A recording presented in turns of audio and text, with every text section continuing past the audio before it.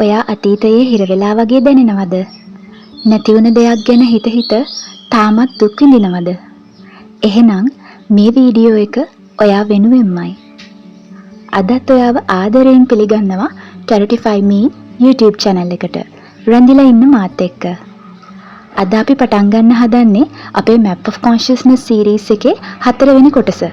ඔයා Map of Consciousness එක ගැන දන්නේ නැත්නම් මම ආරාධනා කරනවා ඔයාට මේ series එකේ episode 1 මුලින්ම බලලා ඉන්න කියලා. Map එකේ 4 වෙනි level එක grief දුක කියන හැඟීම ගැන තමයි අද අපි දැනගන්න හදන්නේ. මුලින්ම අපි බලමු දුක කියන හැඟීමට පදනම් වෙන සිතුවිලි මොනවද කියලා. මොකක් හරි වැදගත් දෙයක් නැති වුණා. මට ඕන දෙයක් මට නැති වුණා. මගේ ජීවිතේ කවදාවත් ආයේ කලින් වගේ වෙන එකක් නෑ. මේ වගේ සිතුවිලි තමයි දුකට මූලික වෙන්නේ. එපිසෝඩ් 3 එකකින් අපි කතා කරපු උදාසීනත්වයේදී අපිට හිතෙන්නේ මේ කිසි දෙයකින් වැඩක් නෑ කියලා. ඒත් දුකේදී අපිට හිතෙන්නේ වැඩක් තියෙන දෙයක් තිබුණා. ඒත් දැන් ඒක නැති වෙලා කියලා.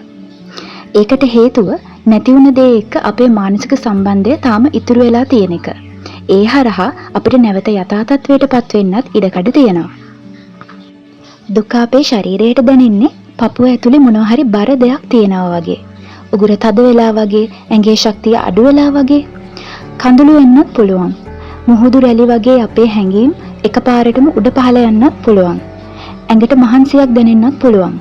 දුක කියන හැඟීම අපිට තේරෙන්නේ හරියට නිකන් බිමින් තියන්න බැරි බරක් අපේ හදවත ඇතුලේ අපි අරන් යනවා වගේ. දුකින් පෙළෙන පුද්ගලයෙක් එදිනදා හැසිරෙන්නේ කොහොමද? සමාජ ආශ්‍රයෙන් වෙන්බලා ඉන්න බලනවා. හිතන්නේවත් නැති තැන්වලදී එයාට ඇඬෙන්න පුළුවන්. වෙනද ආසාවෙන් කරපු වැඩ වුණත් දැන් කරන්න ආසාවක් නැති වෙනවා. මතකවල ගිලෙන්න ගන්නවා. වැඩවලට අවශ්‍ය අවධානය දෙන්න අමාරු වෙනවා. ඔහුට හෝ ඇයට තමන් අතීතයේ හිරවෙලා වගේ දැනෙන්නත් පුළුවන්. ඒ නැවත නැවතත් නැති වුණ දේ හෝ ඒ කෙනා ගැන හිත හිතා ඉන්න නිසා. දුක කියන හැඟීමේ හැංගුණු ස්වරූප කීපයක් තියෙනවා. අහිමි වීමෙන් පස්සේ හැඟීම් දැනීම් නෑ වගේ හැසිරෙන එක, හැඟීම් මගහරින්න ඕන නිසා අධික විදියට වැඩවල යෙදෙන එක, නිතර නිතර අතීතය මතක් කරන එක, පරණ සම්බන්ධතාවලින් ඉස්සරහට යන්න අමාරු වෙන එක උදාහරණ විදියට දක්වන්න පුළුවන්. සමහර වෙලාවට අපිට තේරෙන්නේ නෑ අපි දුක් වෙන්නේ ඇත්තටම නැති වුණ භෞතික දෙයක් වෙනුවෙන් නෙවෙයි කියලා. ඒක නැති වුණ හීනයක්, ඉලක්කයක් නැත්නම් අනන්‍යතාවයක් වෙන්නත් පුළුවන්. ඇත්තටම කොතනින්ද මේ දුක මුලින්ම පටන් ගන්නෙ? දුක හැමතිස්සෙම අහිමි වීමක් එක්ක බැඳිලා තියෙනවා. අපි ආදරය කරපු කෙනෙක් මිය ගියාම, ආදර සම්බන්ධතාවයක් හෝ ඕනෑම ආකාරයක සම්බන්ධතාවයක් නතර වුණාම, අනන්‍යතාවයක් නැත්නම් අරමුණක් අහිමි වුණාම, කුඩා කාලයේදී අපේ හැඟීම් වැඩිහිටියන් විසින් නොසලකා හැරියම, බලාපොරොත්තු කඩ වුණාම, හීන කඩාකප්පල් වුණාමත් දුක හට ගන්නවා. කෙටියෙන් කිව්වොත් මොනවා හරි අර්ථවත් දෙයක් අපිට නැති වුණාම නැත්නම් අවසන් වුණාම දුක කියන හැඟීම නිර්මාණය වෙනවා. දැන් අපි බලමු දුක කියන ভাইබ්‍රේෂන් එකේ දීර්ඝ කාලයක් රැඳිලා ඉන්න එකෙන් ඇතිවෙන්න පුළුවන් මානසික බලපෑම් මොනවද කියලා. ඒක නිසා කෙනෙක්ට ડિප්‍රෙෂන්, විෂාදය කියන මානසික රෝගය වැළඳෙන්න පුළුවන්. මානසික යම් දෙයක් හෝ යම් කෙනෙක් මත යැපෙන්න පටන් ගන්න පුළුවන්. ජීවිතේ ඉස්සරහට යන්න තියෙන හැකියාව නැති වෙනවා. සමාජයේ තනි වෙනවා. ජීවිතය ගැන තියෙන උනන්දුව නැති වෙලා යනවා.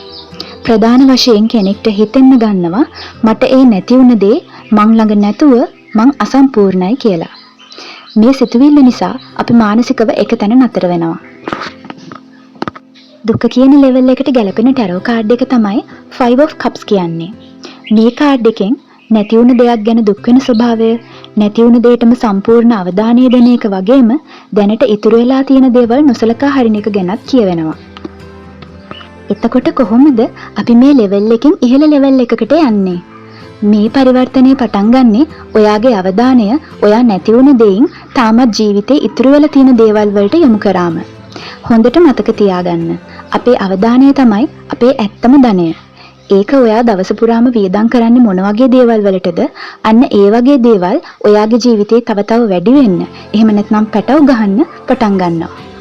යම් දෙයක් ඔයා හිතේ තද කරන් හිටියොත් ඒක නැවත නැවතත් ඔයාගේ මනසට ඇවිල්ලා ඔයාගේ අවධානය බලෙන් ලබා ගන්න තියෙන අවධානම වැඩි. ඒක නිසා මුලින්ම කරන්න තියෙන්නේ දුක කියන හැඟීම හිතේ තද කරන් ඉන්නේ නැතුව ඒ මතකයට අදාළ සම්පූර්ණ වේදනාවම ඔයාට එකපාරක් දැනෙන්න අරින එක. හෙමින් යථාර්ථය පිළිගන්න උත්සාහ කරන්න. අඬන්න ඕනේ නම් ඉකිගගහ අඬන්න. ඒ දේ ඔයාට ඇත්තටම නැති උනේ එකපාරයි. ඒත් ඔයා ආයෙත් ඒක ගැනම හිතලා ඔයාටම ඒත්තු ගන්වනවා ඒක ඔයාට දසදහස් පාරක් නැති වුණා කියලා. ඔයාට දැන් නොපෙනුනාට දැනටත් ඔයාට ඉතුරු වෙලා තියෙන ලෝකෙ ගොඩක් මිනිස්සු තාමත් ලබන්න හීනමවන දේවල් ගොඩාක් ඔයාගේ ජීවිතේ පිරීලා තියෙනවා. ඒව මොනවද කියලා අඳුරගන්න බලන්න. මට යම් දෙයක් නැති වුණා. ඒත් සේරම දේවල් නැති වුණේ නෑනේ. මේ සිතුවිල්ලේ ඉඳන් පටන් ගත්තොත් ඔයාගේ ශක්ති මට්ටම දුක කියන හැඟීමට ඉහළින් තියෙන බය, ආශාව කියන හැඟීම් වලට පරිවර්තනය වෙලා ඊළඟට ඒක ධෛර්යය, courage බවට පත් වෙනවා.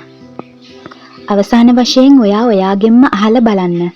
තවදුරටත් ඔයා නැති වුණ දේ ගැනම හිත ඉඳලා ඔයාගේ මිල කරන්න බැරි ශක්තිය නිකන් බොරුවට අපත යවලා ඉතුරු වෙලා තියෙන දේවලුත් නැති කරගන්නවද කියලා. ඉතින් මං හිතනවා ඔයාට මේ වීඩියෝ එකෙන් grief දුක කියන හැඟීම ගැන ගැඹුරු අවබෝධයක් ලැබෙන්න ඇති කියලා. එහෙනම් එපිසෝඩ් 5 එකෙන් ආයෙත් හමු වෙමු. එපිසෝඩ් 5 එකෙන් අපි කතා කරන්නේ fear බය කියන හැඟීම ගැන. සුබ දවසක් ඔයාට. ගිහින් එන්න.